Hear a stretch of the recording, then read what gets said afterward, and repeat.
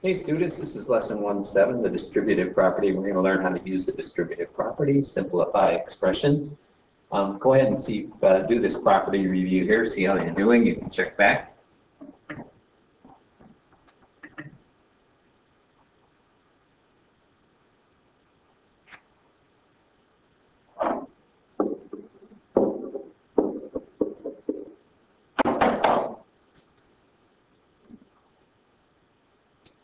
All right, so here's the distributive property using symbols, algebra on the left, and I'm going to give you some examples on the right, but basically I like the word distribute in this property because it means you're sharing something. And in this case, we're sharing the letter A with both B and the C. And so the example here would be 3 times 10 plus 3 times 4. And the quantity 5 plus 3 times 7 is equal to 5 times 7 plus 3 times 7. Oops, I got that wrong. Said it right. The 9 times the quantity 8 minus 2 is the same as 9 times 8 minus 9 times 2. And 28 minus 6, the quantity 28 minus 6 times 4 is equal to 28 times 4 minus 6 times 4. So that's the property we're going to be using here. So here we go. What is the simplified form of each expression? I'm going to write this out in expanded form first so you can kind of see why it is what it is. And I'll show you how to use the property. But 4 times the quantity x plus 5 is really, in expanded form, x plus 5 4 times. In other words, really just adding x plus 5 4 times.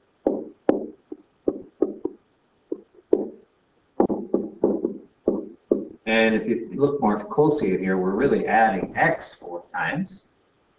And that is written like that, 4x. And we're also adding 5 4 times, which is 4 times 5, written using multiplication. And then we would just simplify the part of that we can, plus 20. So basically, we have to take whatever we're multiplying and multiply it by both things in the parentheses. So here we have 4b minus 1, negative 6 times. So both 4b needs to be multiplied by negative 6, and the subtracting 1 is going to happen negative 6 times. And then to simplify that just a little bit here, we can use the associative property and commutative properties and simplify this by putting the 4 and the negative 6 together and getting negative 24b.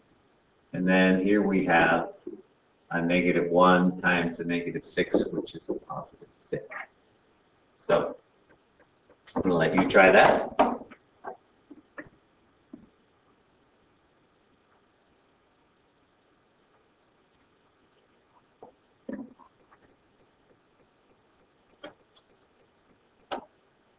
All right, rewriting fraction expressions. We're going to use the distributive property to help us do this. And note that this is true.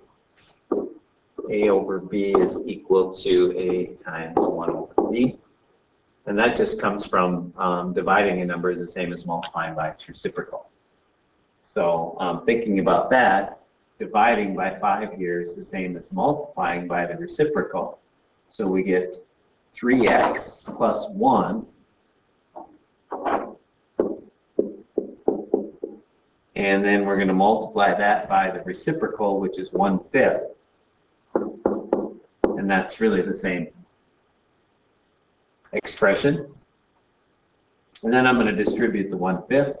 1/5 times 3x plus 1/5 times 1.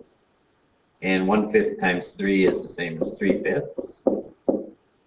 And 1/5 times 1, that's an identity, and that's just 1/5. So, so I end up with 3/5 x plus 1/5.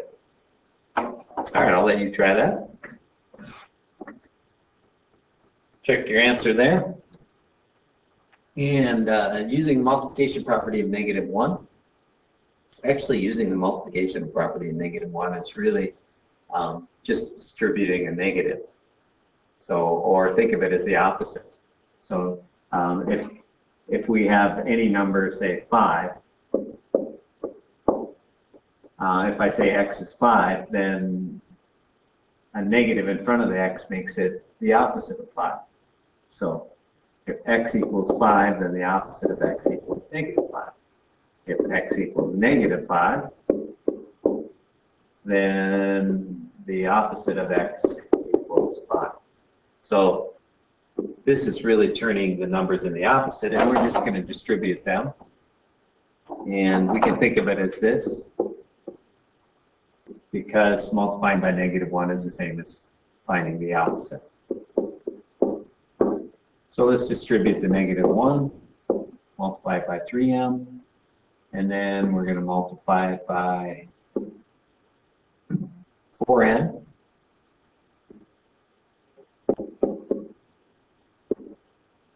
And that equals -3m plus 4n. We have a, we're multiplying a negative times a negative here, which will make a positive. And that's answer B. All right. I'll let you try that.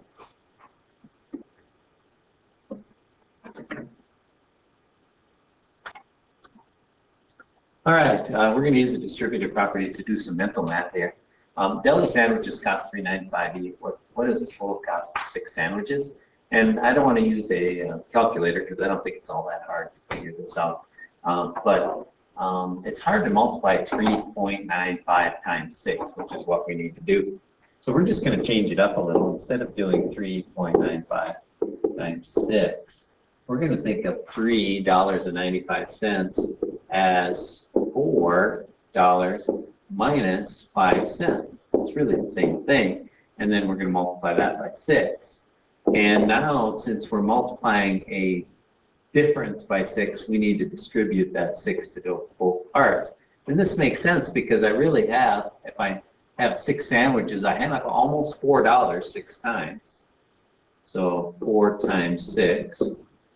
But if I do that, if I multiply $4 times 6, I've included an extra nickel 6 times. So I need to subtract off that extra nickel 6 times, and that's what this is showing. So in my head, I can just do 24 minus 30 cents, which is $23.70. It's not all that hard. There you go. Why don't you try that?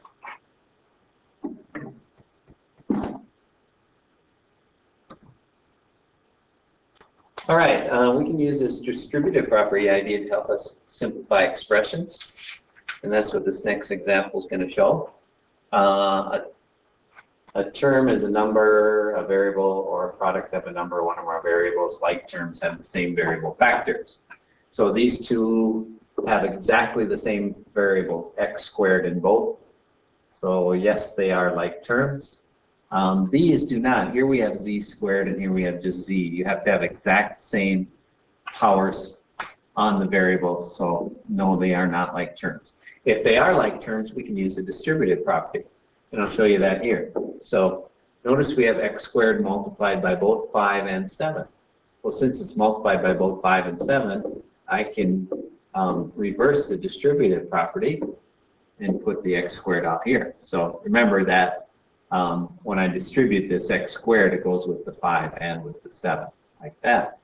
Well, now I can just add the 5 plus the 7 and make it 12 x squared, and that expression is a lot simpler than the original expression. You may notice that really we just added the 5 plus 7 when we knew we had like terms. Okay, so on this problem here again, looking for like terms, I'm just going to rearrange it a little. I'm going to put the 7x minus the 3x first, and then the 2y, and then I'm going to put the minus 5 out by the plus 1, and you'll see why I did that in a second. And again, we have a like term here of x in both of these. So I'm going to write this as 7 minus 3 times x using the distributive property. 2y, I can't do anything with that, but if I do minus 5 and then plus 1, that's the same as minus 4. And so in simplified form, 7 minus 3 is 4x plus 2y minus 4. All right, I'll let you try that. All right, that's the end of the lesson. You can go ahead and do the lesson check on the next page. Be ready to share that in class, and I'll see you tomorrow.